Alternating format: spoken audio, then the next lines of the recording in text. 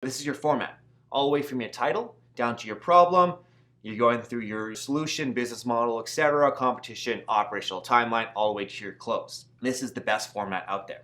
So you're going to hear a lot of people argue, well, how many slides should my deck be? Honestly, there is no right number of slides. I would say by rule of thumb, don't make it over 30 to 40 slides. I mean, if you can get your presentation across in a concise way that really explains what you're doing and you're under that time limit, don't worry about that. And if you have a lot of information to show, break it up. Unless an investor really specifies how many slides they want, don't worry. When I'm sending them a deck, when they ask me to send them more information, I ask, is there any preferred format you like me to send this in? Or can I send it in my standard pitch deck PDF format? And a lot of them will just say, yeah, sure, send what you got over. Or, you know what, send me a summary. I'm really busy.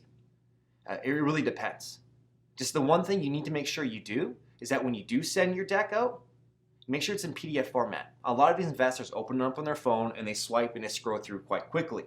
Now, I read a really interesting fact where I think the average investor takes about 10 seconds to read a deck that they get before realizing and determining if they're interested. So that's why visuals and big and concise metrics and numbers to catch their attention, to explain how well you're doing in your traction is really important. All right, and we're going to go through that. Now, the very first section of your deck is going to be your title, and this acts as your billboard. When we go through a presentation, we want our fonts to be no less than 30 point. It makes it easier to read. A lot more visuals, and it's not tiny text. Again, as your billboard, business name, your title, your content, your logo, and your tagline. Something that's going to make you memorable, right? What do you do? And I usually find that your high concept pitch works well here. If not, just a small little tagline. This is what we do quickly. Next is your problem. And we talked about this in the very beginning. We want to avoid looking for a solution that's searching for a problem, because a lot of us come up with a cool idea and say, wow, I need to now find out if other people have an issue or want this. We want to start with the problem, right? Do others have this problem, and then create a solution around that. And we don't want to get into the product just yet. Just describe the problem. Here, we want to be quick, we want to be emotional, and we want to have high energy. The very beginning of your pitch is super important. This is where an investor, an audience, or a judge gets a handle on who you are, and they can like you or not like you immediately.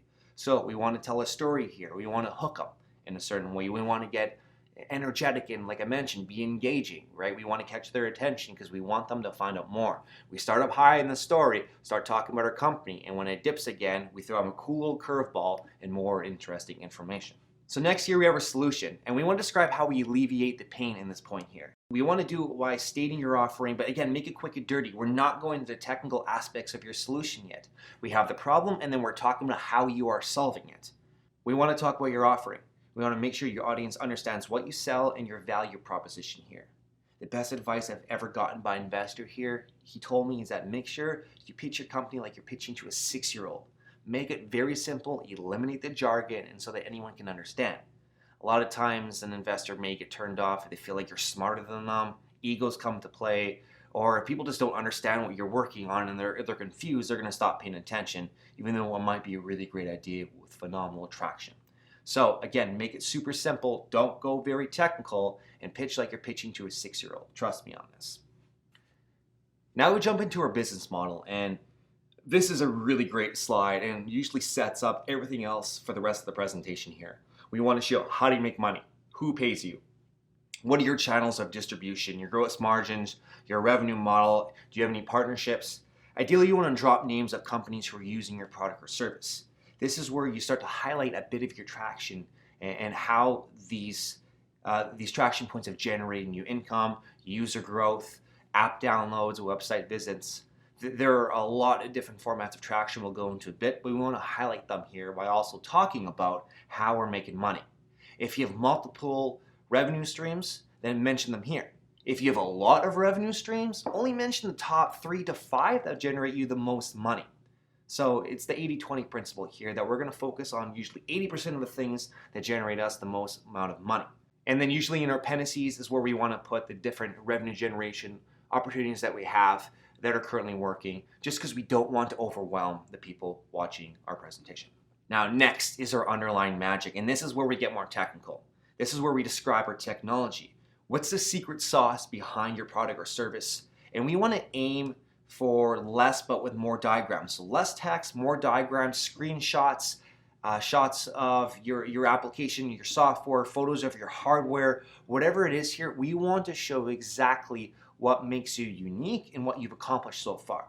And your underlying magic is really just what makes you non-copyable, right? What's preventing a competitor from coming in and copying exactly what you're doing here? Is it a patent that you have? Is it a trade secret? Do you have a stellar team, a great mentor network? What is it that makes you have an advantage over your competitors? We want to mention this here because this is where a story dips.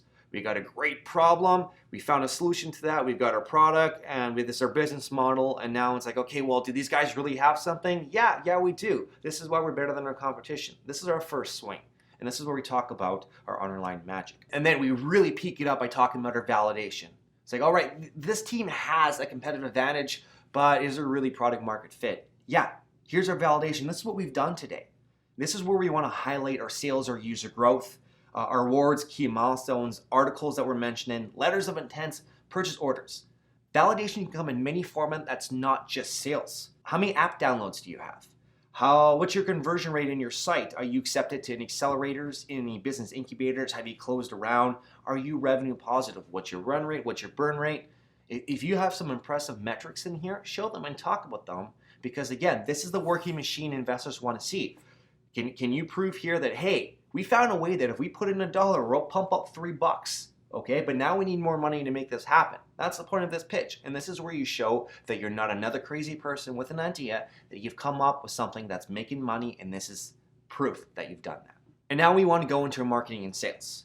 And this is where it opened up as a huge opportunity where we talk about how big this market is out there, what the future is going to withhold, but where we are currently right now, where we're going to start. So how will you reach your customers is really big. And what are your marketing leverage points?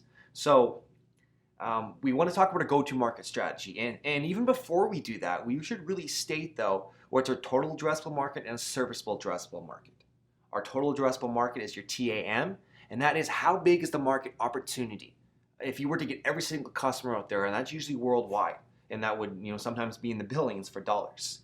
So that's your total addressable market, but your serviceable is where you're starting. So if you're in the USA, for instance, and you're in the automobile industry targeting cars, you can say that your total addressable market is the 1 billion vehicles on the road in the world. But your serviceable addressable market is the 250 million users just in the USA who are driving vehicles right now. And that's where we're starting. And once we validate that a bit further, then we'll grow and start taking on that market. We want to talk about how we're going to make this happen here and go into a lot of details. Now, this slide's usually broken up to 2, sometimes 3, where we mention the market size, and then we go into how we're going to make this happen, our channels of distribution, our sales strategy, our marketing strategy. We want to talk enough to show that we know what we're talking about. Are you advertising to consumers online? What platforms are you using out there? Are you going to trade shows? Are you doing cold calls? Are you leveraging partners? Who are these potential partners? If you have an electronic gadget and you want to get into Best Buy or Walmart, then talk about how this is going to be part of your retail strategy.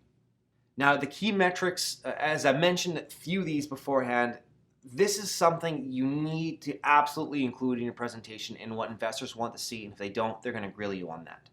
Again, your CAC, your customer acquisition costs. How much money does it cost you to bring a customer in for a sale?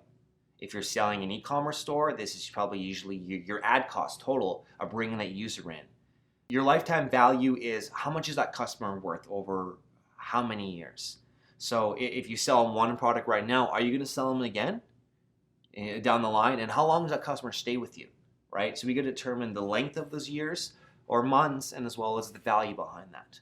And Apple does a really good job of this by upping our lifetime value, by offering new devices and technology every single year and getting us to buy into that. So we have a great lifetime value in terms of Apple. One ratio you should really know about is that your cost of acquiring a customer should be at least 1 to 3 from your lifetime value. So your lifetime value should be greater by 3 times than your cost for acquiring a customer.